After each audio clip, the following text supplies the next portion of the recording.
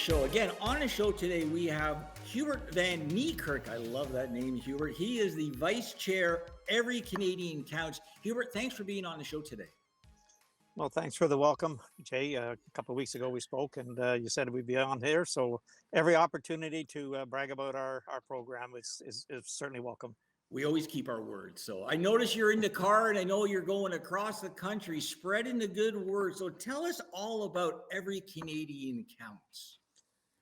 So Every Canadian Counts is sort of fashioned after what they have in Australia at the moment. They have what they call a National Disability Insurance Scheme.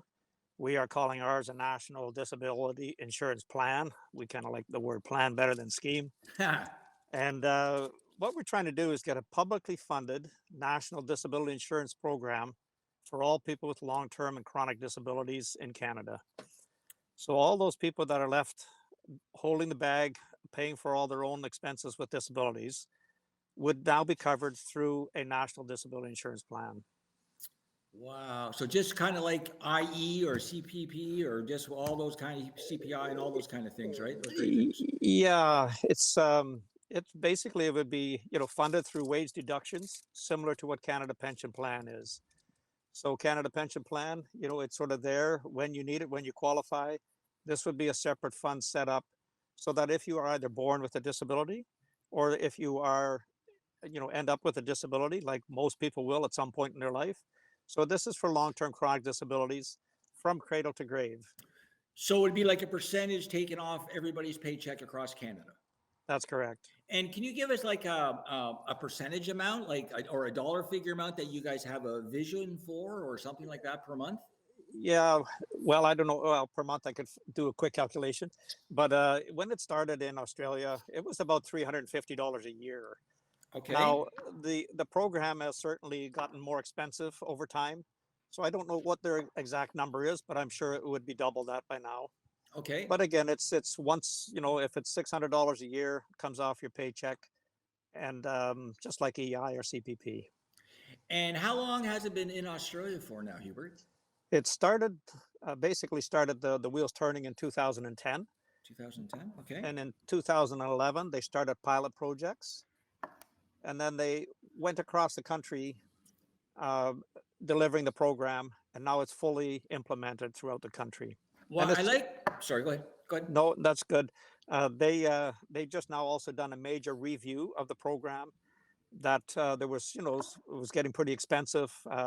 There was what they would probably call cost overruns for various reasons. And so they've just done a major research into how it could be made better. And the beauty of that is that we don't actually have ours established yet. So we could jump right in where their review has ended and start a brand new program with already then knowing what's good and what's bad about the program. And this is a government-funded program. It's not private, right? It's a government-funded by Australia government. That's correct. Yeah, through the wage deductions. So yes. And I know I talked to you about this a couple of weeks ago, and it was very important that your response was great. Was how did the people of Australia feel about this before it was implemented? Yeah, it was an education process to begin with, and then there was a minister made responsible for finding out the viability, the desirability of the plan. Do people want it? Does it make sense? So they actually went across the country and figured out that this was desperately needed by so many, hundreds of thousands of people. So that's when they came back and said, let's do a referendum. About 85% of the people in Australia voted for it to put it into place. And it went across all party lines. So unanimously supported by all the parties.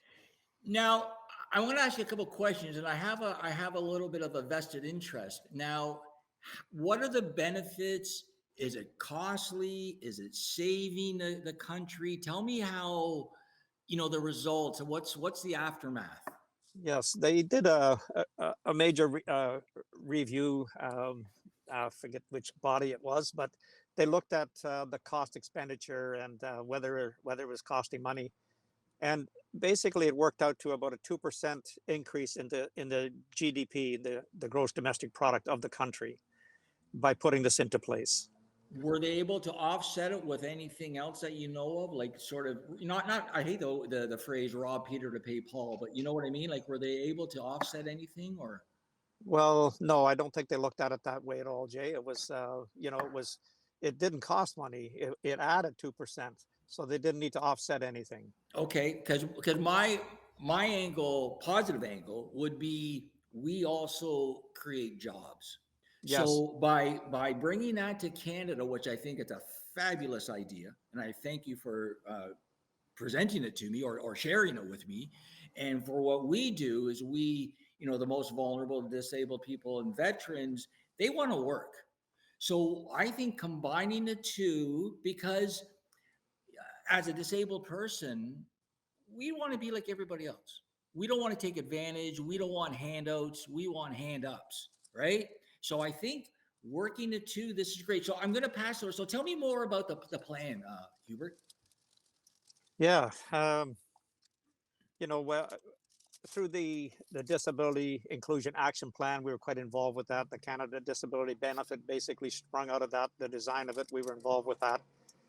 And so, it's the disability plan will look after some poverty with persons with disabilities and disabled people, but it won't actually look after the actual disability.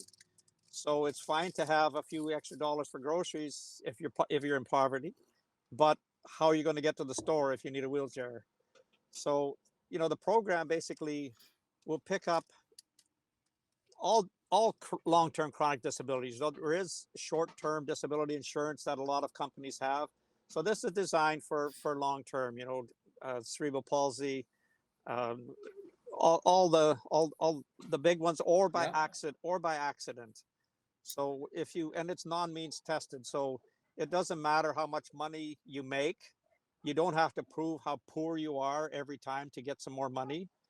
So if your leg gets cut off for whatever reason, that cost is covered through this plan, regardless of your income, which cuts out a lot of red tape, always having to justify that it's not your fault that you're disabled. That's Why right. should you or your family members have to pay for it? It created hundreds of thousands of jobs through caregiving. Now caregivers are paid. So if the mother or father, have to quit their job to look after their newborn, or as they get older, they're out of school and now they have to quit their job. So they can either hire a caregiver to come in, or they get paid caregiver fees for that. So it adds to the economy in that way. Jobs. It makes, for persons with disabilities, they have the support they need if they're able to work to get a job, because they Okay. have the support, and until they're successful.